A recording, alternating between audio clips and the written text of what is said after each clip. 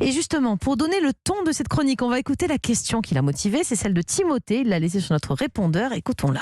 Bonjour Mélanie, bonjour Jimmy. Ma question, elle concerne un sujet que Jimmy a abordé plusieurs fois, notamment le temps qu'on passe sur les réseaux sociaux. C'est vrai que moi et ma famille, et même mes amis, au quotidien, les réseaux sociaux, ça fait partie quasiment de chaque moment de la journée, y compris d'ailleurs pour les obligations professionnelles. Alors je voulais savoir, est-ce qu'il y a une façon peut-être plus intelligente que d'autres de se déconnecter un petit peu de tout ça, tout en gardant à l'esprit que on est bien obligé aujourd'hui, surtout en cette période de Covid, de garder un lien avec les gens. Est-ce qu'il y a d'autres moyens que les réseaux sociaux en ces périodes de couvre-feu, de semi-confinement, etc. Donc voilà, comment faire pour se déconnecter un petit peu sans le faire trop non plus? Merci d'avance pour votre réponse et bonne journée à vous.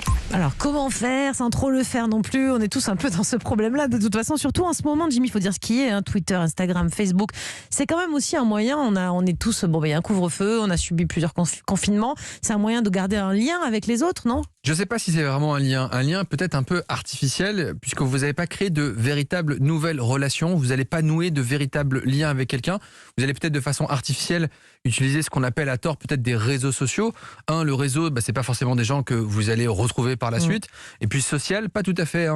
Twitter, je vois pas trop ce qu'il y a de social dessus. Non, on s'informe surtout. On s'informe, parfois c'est la bagarre, Instagram c'est l'image de soi et parfois le narcissisme, à croire qu'il n'y a aucun problème dans la vie et qu'il n'y a que des jeunes femmes de 25 ans, toutes sveltes, qui mangent des yaourts et qui sont en pleine santé, mais qui renvoient une image fausse, et puis quand on les regarde on se dit mais ma vie est misérable. Donc au contraire, on se rend compte que ça peut être plutôt néfaste pour le cerveau. J'allais vous le dire, on sait vraiment s'il y a un lien scientifiquement démontré entre le temps passé sur les réseaux sociaux et notre santé mentale? Il est évident et clairement démontré. La seule chose, c'est qu'on ne savait pas si c'était le fait de passer beaucoup de temps sur les réseaux qui nous rend déprimés, ou si c'était l'inverse. Est-ce que comme on est déprimé, on sort pas et on reste que sur ça? Exactement. Eh bien, les études montrent que finalement, passer du temps sur son téléphone, et plus on passe du temps sur son téléphone, va avoir un impact sur votre santé mentale. Si vous passez plus de 5 heures par jour, et finalement les 5 heures on les a assez rapidement sur votre téléphone, vous avez une probabilité beaucoup plus importante d'être déprimé que si vous passez moins de 2 heures par jour sur les réseaux. Sans parler des effets secondaires sur le sommeil, puisque ces écrans vont agir comme des voleurs et des perturbateurs du sommeil. Des voleurs, carrément. Alors Jimmy, parmi tous les réseaux sociaux qu'on a déjà cités, il y en a d'autres, même moi je les connais pas tous.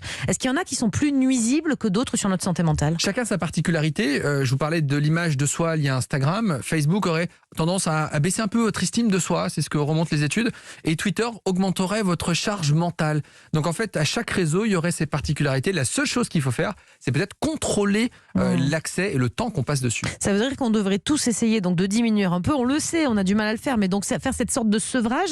On sait d'ailleurs si le fait de diminuer le temps passé, à l'inverse, du coup, ça améliore notre santé mentale. On l'a essayé, on l'a testé chez des étudiants. On leur proposait deux choses, soit de continuer de consommer les réseaux comme d'habitude, soit de se limiter à 10 minutes sur 3 réseaux, Snapchat, Twitter et Facebook. Eh bien, on s'est rendu compte que lorsqu'on diminue à 30 minutes par jour le réseau social, 10 minutes chaque réseau social, ça fait 30 minutes par jour, eh bien, au bout de quelques semaines, on a moins d'images négatives de soi, moins de symptômes dépressifs. Et donc, finalement, ces réseaux ont un impact contre-productif. Surtout en période de Covid, on a besoin de liens social et pas artificiel. Alors, contre-productif, mais je sais que vous m'avez dit que par contre, peut-être pour les personnes âgées, ça vaut le coup de les inscrire papier mamie sur Instagram. On avait reçu un gériatre qui nous avait dit ça, c'était extraordinaire. Inscrivez papier mamie sur Twitter, Instagram, ils ont plein de recettes, plein d'idées géniales. Vous allez rompre à la fois leur isolement, vous allez vous sentir utile puisque vous allez les valoriser, et donc on va tous apprendre des petites choses de nos anciens qui ont encore pas mal de trucs à nous apprendre. Mais énormément. Merci beaucoup Jimmy pour toutes ces précisions.